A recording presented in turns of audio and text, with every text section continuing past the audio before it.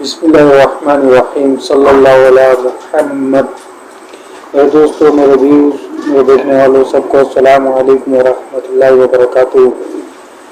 آج انشاءاللہ عز و جل ناخن کاٹنے کے حوالے سے کچھ آداب، کچھ طریقہ کار سنیں گے۔ تو اس سے قبل آپ سے عاجزانہ عرض ہے کہ میرے اس چینل کو لائک، شیئر اور سبسکرائب ضرور کر دیجیے۔ اس سے ہوگا کہ میری ہر ایک نئی آنے والی ویڈیو در وقت آپ تک پہنچ سکے گی۔ تو شروع کرتے ہیں۔ جمعہ کے دن ناخن کاٹنا مستحب ہے، یعنی اچھا عمل ہے، اچھا طریقہ ہے، بہتر ہے۔ جمعہ کے دن ناخن تراشنا، کاٹنا مستحب ہے۔ جمعہ کے دن ناخن کاٹنے سے اگلے جمعے تک بلاؤں سے حفاظت ہوتی ہے۔ ایک اور روایت میں منقول ہے کہ جو شخص جمعہ کے دن ناخن کاٹتا ہے، اللہ کی رحمت اس کے گھر میں نازل ہوتی ہے اور اللہ کی برکتیں اس گھر میں نازل ہوتی ہے۔ ناخن کاٹنے کا جو طریقہ کار ہے وہ سماعت کر لیجئے کہ سیدھے ہاتھ کی شہادت کی انگلی سے شروع کر کے دوسری، تیسری، چوتھی، یہ چاروں انگلیاں اپنی ناخن اس کے کاٹ لیں۔ پھر یہ کہ انگوٹھا چھوڑ دیں، سیدھے ہاتھ کا انگوٹھا چھوڑ دیں۔ پھر الٹے ہاتھ سے چنگلی سے شروع کر کے اس کے برابر والی، پھر اس کے برابر والی، پھر اس کے برابر والی، اور پھر انگوٹھا کے ناخن تراش لیجیے۔ پھر سیدھے ہاتھ کا انگوٹھا رہ جائے گا تو بعد میں پھر سیدھے ہاتھ کا انگوٹھا تراش لیجیے۔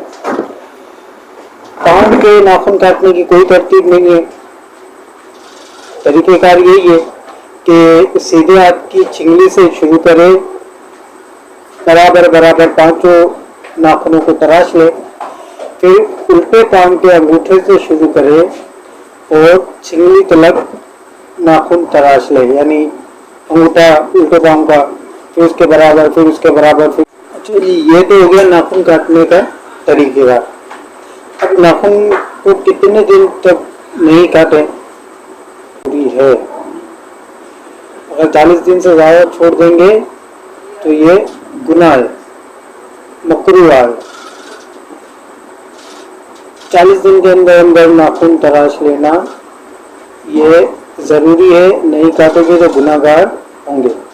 اچھا، اب بہت ساری عورتیں ناخن کو چھوڑ دیتی ہیں، ناخن بڑے کر کے چھوڑ دیتی ہیں اور انہیں نہیں کاٹتی، تو یہ ان کے لیے بھی ضروری ہے۔ ناخن ہر ہفتے میں کاٹنا مستحب ہے، 15 دن میں کاٹنا بہتر ہے، نہیں تو کم از کم 40 دن کے اندر اندر ضرور کاٹنا ہے، نہیں تو گناہ گار ہوں گے۔ اچھا، اسی طریقے سے بہت سارے لوگ جو ناخنوں کو منہ سے چباتے ہیں، ایسا کرنے والے مرد یا عورت ان کو کوڑ کی بیماری ہو جانے کا اندیشہ ہے۔ یہ بھی نہ کیا کریں کہ منہ سے ناخنوں کو کاٹتے ہیں اور جراثیم جو ہے کہ پیٹ کے اندر بھی جاتے ہیں اور کئی ساری بیماریوں کا اندیشہ ہو سکتا ہے، ایسا بھی نہ کریں۔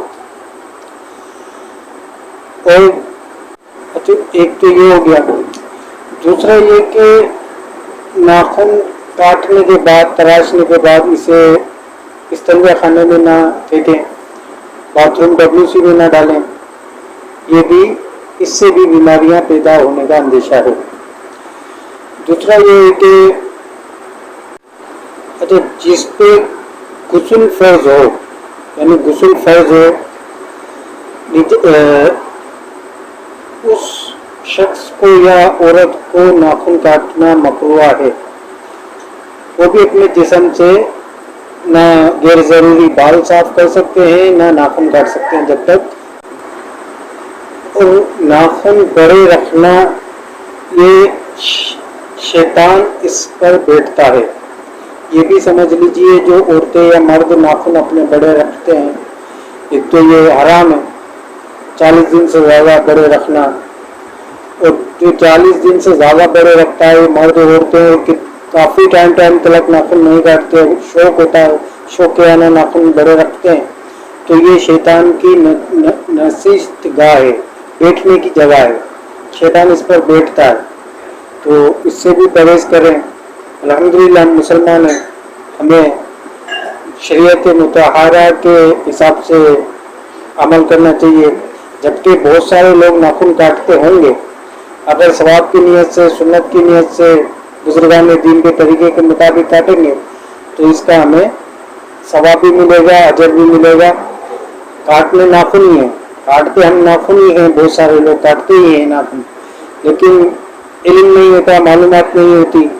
अगर जो तरीक़ेकार बताया गया है उस तरीक़ेकार के हिसाब से काटेंगे तो सवाब मिलेगा, अजर मिलेगा। काट तो उस तरीके से भी जो आपका तरीक़ेकार है, काटना इस तरीके से भी है, लेकिन मालूमात होगी तो हम इस तरीके से काटेंगे, और जब काटेंगे तो सवाब भी मिलेगा, अजर भी मिलेगा। अल्लाह ताला से दुआ, अल्लाह ताला हमें इन बातों पर अमल की तौफीक अता फरमाए।